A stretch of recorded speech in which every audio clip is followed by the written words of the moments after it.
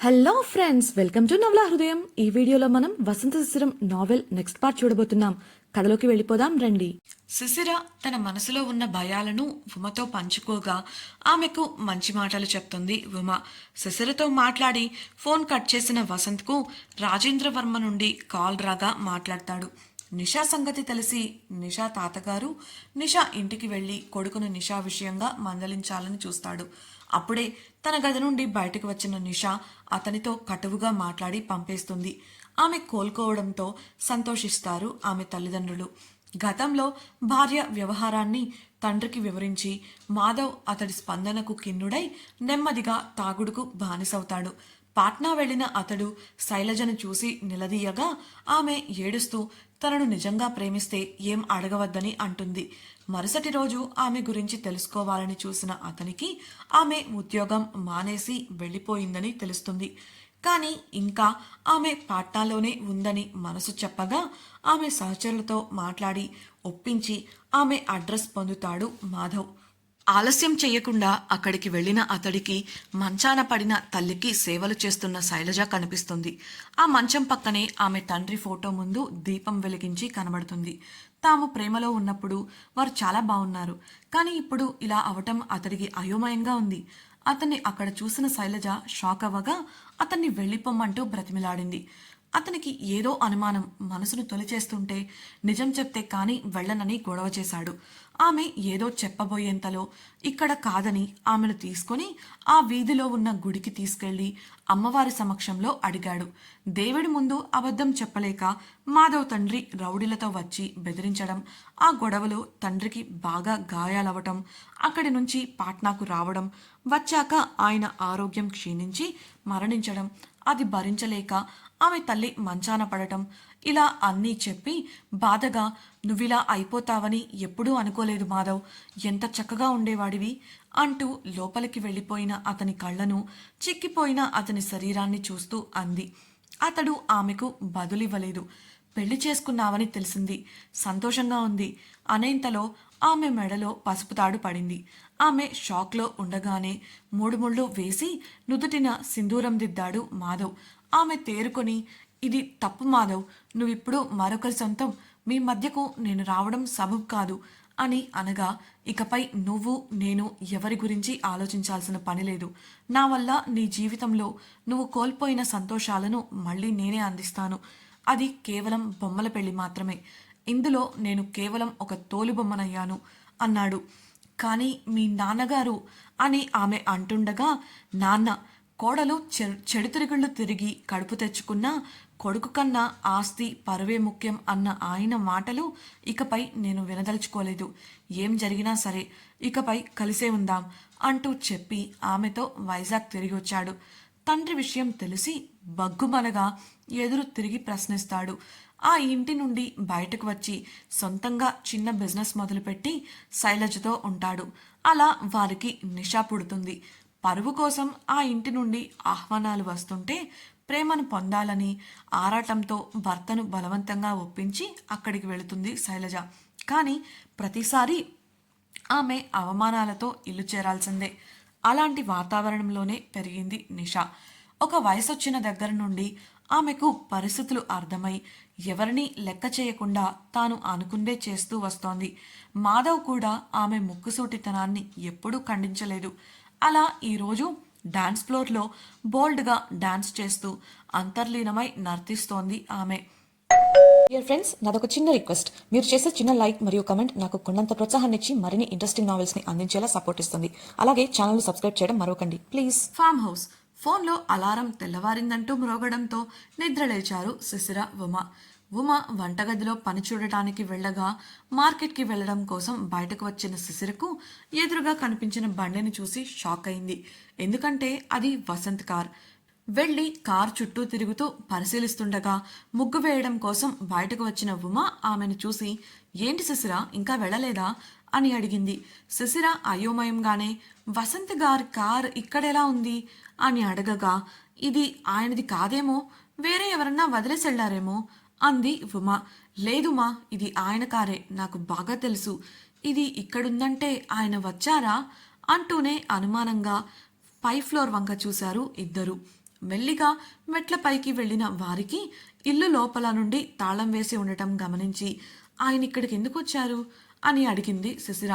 ఉమ వెటకారంగా, కట్టుకున్న పెళ్ళానికి నీకే తెలీదు, నాకెలా తెలుస్తుంది, పోనీ పోయి అడిగిరానా అంటూ గుమ్మం వైపు అడుగు వేయగా, ఏం చేస్తున్నావే, వద్దు ఆగు అంటూ చెయ్యి పట్టి ఆపేసింది శిశిర.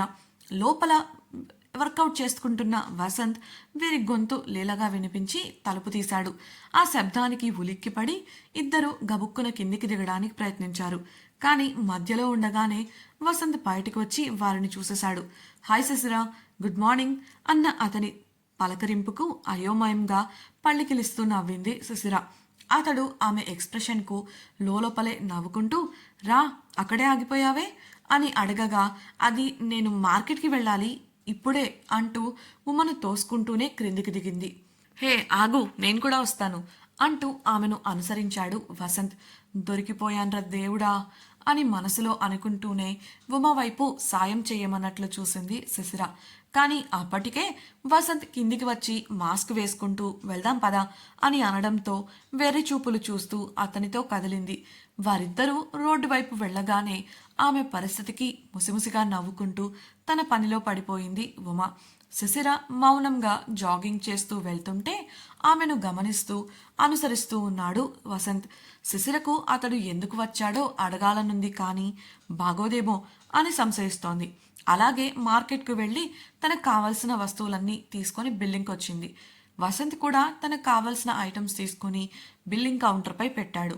అందులో ఎక్కువగా ఆకుకూరలు, కూరగాయలు, పండ్లు ఉండటం గమనించింది శిశిర. అతన్ని ఒకసారి అనుమానంగా చూసి బిల్లింగ్ చేయించుకొని బయటకు వచ్చింది. ఏయ్ శిశిర, ఎందుకు అంత వేగంగా వెళ్తున్నావు, కాస్త ఆగు అన్న వసంత్ మాటతో నడక వేగాన్ని తగ్గించింది శిశిర. ఆమె చెయ్యి పట్టుకొని వేళ్లు ముడివేస్తూ, ఇప్పుడు నువ్వు త్వరగా వెళ్ళి చేయాల్సిన పనులేవీ లేవు కదా, నాతో నెమ్మదిగా నడుచుకుంటూ కబుర్లు చెప్పుకుంటూ వెళ్ళొచ్చు కదా అని ఆమెను ఓరగా చూస్తూ అడిగాడు వసంత్. ఆమె అతడి చెయ్యి విడిపించుకోవాలి అనుకుంది. కానీ వసంత్ వదిలితే కదా. విసుగ్గా ముఖం పెట్టి నడుస్తూ అతనితో పాటు ఇంటికి చేరుకుంది. ఆమె ఇంట్లోకి వెళ్ళబోతుంటే ఆపి, నాకు కాఫీ కావాలి గారంగా అడిగాడు వసంత్. ఆమె బదులివ్వకుండా ఇంట్లోకి వెళ్ళిపోయింది. డియర్ ఫ్రెండ్స్, నాదొక చిన్న రిక్వెస్ట్. మీరు చేసే చిన్న లైక్ మరియు కమెంట్ నాకు కొండంత ప్రోత్సాహాన్ని ఇచ్చి మరిన్ని ఇంట్రెస్టింగ్ నావెల్స్ని అందించేలా సపోర్ట్ ఇస్తుంది. అలాగే ఛానల్ను సబ్స్క్రైబ్ చేయడం మరవకండి ప్లీజ్. తాను తెచ్చిన సరుకులను సర్దిపెట్టాక ఆలోచనలో పడింది శిశిర. ఆమె ఆలోచనలో ఉండటం గమనించి ఏంటని అడగగా, కాఫీ అడిగారు, ఇవ్వాలా వద్దా అని ఆలోచిస్తూనే చెప్పింది శిశిర. ఉమ ఆమె తలపై మొట్టి, నీ బుర్ర ఇప్పుడు పరీక్షలకే బాగా అలసిపోతోంది, దానికి కాసేపు విశ్రాంతి ఇవ్వు, కాఫీ పెట్టి తీసుకెళ్ళిచ్చిరా అని ఉమ కసిరి చెప్పడంతో బుంగమూతి పెట్టుకొని కాఫీ సిద్ధం చేసింది శిశిర. కప్పుపై మూత పెట్టి ట్రేలో పెట్టుకుంది. ఆ ట్రేను తీసుకొని వసంత్కి ఇవ్వడానికి మెట్లెక్కుతుండగా ఆమె మనసు లోతుల్లో ఎక్కడో మూలన ఉన్న మొండితనం తన కోపాన్ని గుర్తు చేయగా మెల్లగా అడుగులు నెమ్మదించాయి. కాఫీ లోపలికి వెళ్లే ఇవ్వాలా ఏంటి అని అనుకుంది. వెంటనే బెల్ నొక్కి క్రిందికి వేగంగా వెళ్ళిపోయింది. కాలింగ్ బెల్ మ్రోగడంతో కాఫీ కన్నా ముందు శిశిర వచ్చింది అన్న సంతోషంతో ఆశగా వెళ్లి తలుపు తీశాడు వసంత్. ఎవ్వరూ కనిపించలేదు.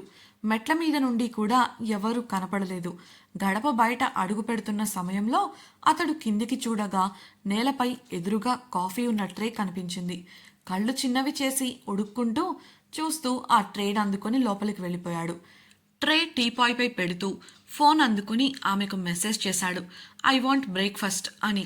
ఫోన్ పక్కన పెట్టేసి నవ్వుతూ కాఫీ అందుకున్నాడు. కాఫీ తలుపు దగ్గర పెట్టి గబగబా క్రిందికి దిగి ఇంట్లోకి వెళ్ళిపోయిన శిశిర హమ్మయ్యా అని నవ్వుకుంటూ గదిలోకి వెళ్ళింది ఫ్రెష్ అవడానికి. అప్పుడే తన ఫోన్ మెసేజ్ రింగ్ అవడంతో చూసిన ఆమె అతడి మెసేజ్కి మూతి బిగించింది. కావాలనే చేస్తున్నారు. గింజుకుంటూనే ఫ్రెష్ అయి వచ్చి అతని కోసం టిఫిన్ చేసే పనిలో పడిపోయింది. ఈసారి కూడా టిఫిన్ను ఇంతకు ముందులానే నేలపై పెట్టి బెల్ కొట్టి వచ్చేసింది. అయితే ఆమె బెల్ కొట్టడమే ఆలస్యం. తలుపు తీసిన వసంత్ త్వరగా బయటకొచ్చి లోపలికి రా శిశిరా అన్నాడు.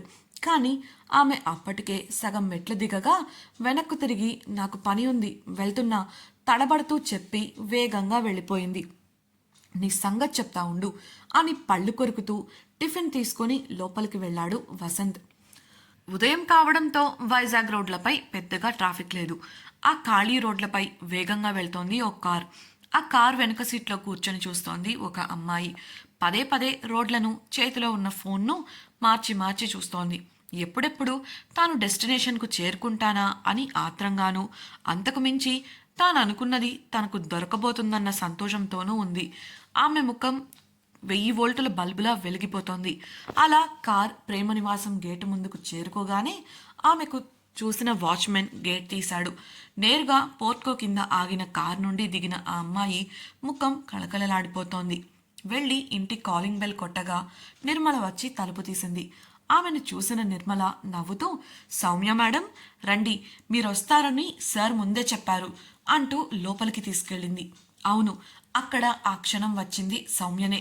రాజేంద్రవర్మ వసంత్కు కాల్ చేసిన రోజున సౌమ్య కొద్ది రోజులు వసంత్ వాళ్ళ ఇంట్లో ఉంటుందని, ఆమెకు ఆ చుట్టుపక్కల ఏదో పని ఉన్న కారణంగా అది పూర్తయ్యే వరకు ఉండటానికి ఒక సురక్షితమైన ప్రదేశం కావాలని చెప్తారు. ఆలోచిస్తే వసంత్ ఇంటికన్నా సురక్షితమైన చోటు అతడికి తట్టలేదని, కొద్ది రోజుల పాటు ఆమెను ఇంట్లో ఉండనివ్వమని అభ్యర్థించాడు. రాజేంద్రవర్మ గారి మీద వసంత్కు ఉన్న గౌరవం కొద్దీ అందుకు అంగీకరించాడు. అలా ఇప్పుడు సౌమ్య లగేజ్తో పాటు ఆ ఇంట్లో అడుగుపెట్టింది. చూడాలి ఏమవుతుందో. నిర్మలతో పాటు హాల్లోకి వెళ్ళిన సౌమ్య నవ్వుతూ, ఇంట్లో వాసు లేడా అంటూ చుట్టూ చూసింది. అందుకు నిర్మల, లేదు మేడం, సార్ రోజు ఉదయాన్నే ఆఫీస్కి వెళ్ళిపోతారు అని చెప్పింది. రండి మేడం, మీకు మీ గది చూపిస్తాను అంటూ అప్పటికే వసంత్ చెప్పడంతో సౌమ్య కోసం సిద్ధం చేసిన గదికి ఆమెను తీసుకెళ్ళింది నిర్మల. ఆమెను అనుసరిస్తూ గదికి వెళ్ళిన సౌమ్య గదిలోకి వెళ్ళి అంతా చూసింది. ఆమెకు, మేడం మీ లగేజ్ నేను పనివాళ్లతో పంపిస్తాను, మీకు కాఫీ కానీ టీ కానీ తీసుకురమ్మంటారా అని అడగగా, కాఫీ చెప్పింది సౌమ్య.